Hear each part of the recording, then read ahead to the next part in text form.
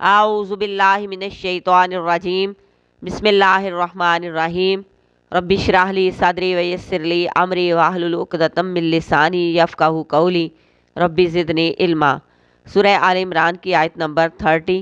یوم، جس دن تاجدو پائے گا، کلو نفس، ہر نفس، ہر جان، ما جو عاملت اس نے عمل کیا، من خیر محضرہ، نیکی میں سے حاضر کیا ہوا، وما عملت، اور جو اس نے عمل کیا، من سوء، برائی میں سے، تودو، وہ چاہے گا، لو کاش، انا، بے شک، بینہا، درمیان اس کے، و بینہو، اور درمیان اس کی برائی کے، آمدن، فاصلہ ہوتا، بعیدہ، دور کا، وَيُحَذِّرُكُمُ اللَّهُ، اور اللہ تمہیں ڈراتا ہے، نفسہ، اپنی ذات سے، واللہ، اور اللہ، رؤوف بالعباد، بہت شفیق ہے بندوں پر۔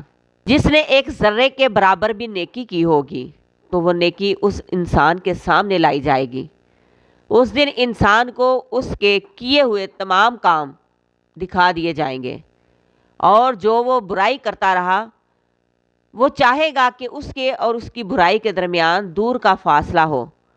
یہ تمنا انسان اپنے نامہ اعمال میں گناہ دیکھ کر کرے گا، اے اللہ، مجھ سے میری یہ برائی دور کر دے، میں اسے دیکھنا بھی نہیں چاہتا۔ لیکن اس دن کیا فائدہ؟ اس دن تو کی ہوئی برائیاں انسان کو چمٹ ہی جائیں گی اور انسان کو لے ڈوبیں گی۔ اور اللہ تمہیں اپنی ذات سے ڈراتا ہے، کیونکہ جب تک اس کی ذات کا ڈر نہ ہو انسان گناہ سے باز آ ہی نہیں سکتا۔ صرف اللہ کا ڈر ہی انسان سے گناہ چھڑواتا ہے، اور اللہ تو اپنے بندوں پر بہت شفقت کرنے والا ہے، وہ تو بڑا ہی مہربان ہے۔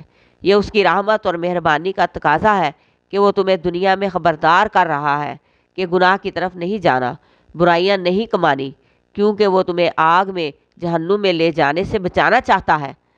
وہ ہرگز نہیں چاہے گا کہ اس کے بندے آگ میں جائیں، اس لیے اس نے انسان کو پیدا کر کے اس کی ہدایت کا انتظام بھی کیا۔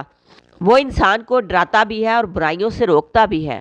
وہ گناہوں سے باز رہنے کا حکم دیتا ہے کہ گناہوں سے باز آ جاؤ، میں پکڑنے پر پوری طرح قادر ہوں۔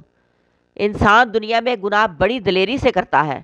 انسان کو گناہ کرتے وقت ذرا بھی احساس نہیں ہوتا کہ وہ گناہ پر اتنی دلیری کیوں دکھا رہا ہے، لیکن کل جب قیامت کے دن وہ اپنے نامہ اعمال میں گناہ دیکھے گا تو ان سے بھاگنے کی کوشش کرے گا، چاہے گا کہ اسے وہ برائیاں نظر ہی نہ آئیں، لیکن ایسا نہیں ہوگا، اسے ہر نیکی، ہر برائی سامنے دکھائی جائے گی۔ اس لیے اللہ تبارک و تعالیٰ کا ڈر دل میں رکھتے ہوئے ہمیں گناہوں سے باز آ جانا چاہیے، تاکہ کل قیامت کے دن ہم رسوائی سے اور پچھتاوے سے بچ سکیں۔